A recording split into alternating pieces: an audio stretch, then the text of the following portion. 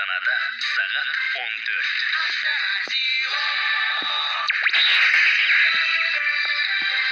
Авторадио Қазақстанның ақпарат қызметі. Армысыздар, құрметті тыңдарман, эфирде жаңалықтармен Нәбира Алманова.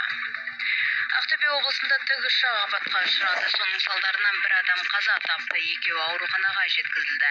Қорғаныс министрінің мәліметінше, бұл әуе қорғанысы күштері әскери институтының оқу-жаттығу ұшуын орындаған Ми-8 тікұшағы.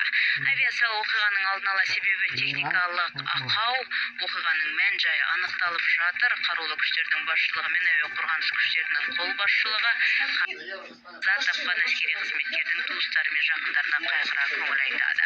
Оның туыстарына сондай зардап шеккендерге барлық қажетті көмек көрсетіледі делінген хабарламада.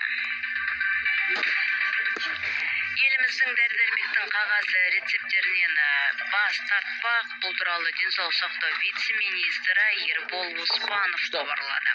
Қарашаның 18-ден бастап Қазақстанда бірнеше ақпараттық жүйені интеграциялау процесі басталады. Бұл дәрі-дәрмекпен қамтамасыз ету процесін ашық етуге ықпал етеді. Дәрігер рецепті ЕГОВта пациенттің жеке кабинетінде әлеуметтік әмиянда көрсетіледі. Науқас жай дәріханаға барып сол дәрілерін ала алады. Біз мұны жыл соңында әлеуметтік әмиянды жасаушылармен бірлесіп аяқтаймыз деп атап өтті денсаулық сақтау вице-министрі. Көкшетау қаласының жаңа әкімі тағайындалды. Ақмола облысының әкімі ол президент әкімшілігінің келісімімен және қалалық мәслихаттың келісімімен сайланып отыр. Еңбек жолын Марат Ахметжанов 2005 жылдың қыркүйегінде денсаулық сақтау министрлігінің экономика және қаржы департаментінің жетекші маманы болып бастаған.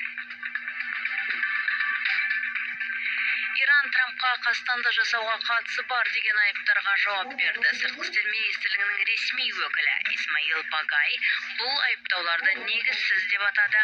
Айыптаулар америкалық және ирандық тараптар арасындағы қарым-қатынасты қиындату үшін Израильдің қастандығы, деді ведомство өкілі. Әзірге осы, өзге де ақпарат туралы толық Авторадионың ТКЗ ақпарат сайтынан біле аласыздар. Нәбира Алманова, бұл Авторадио Қазақстан. Авторадио Қазақстан.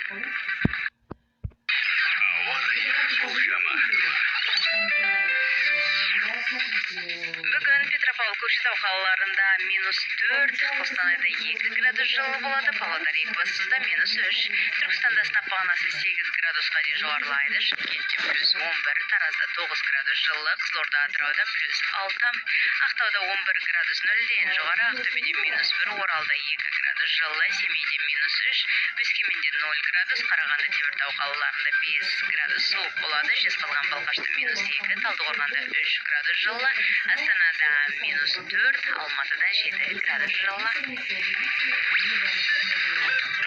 Авторадио. Тек алға қозғалыс.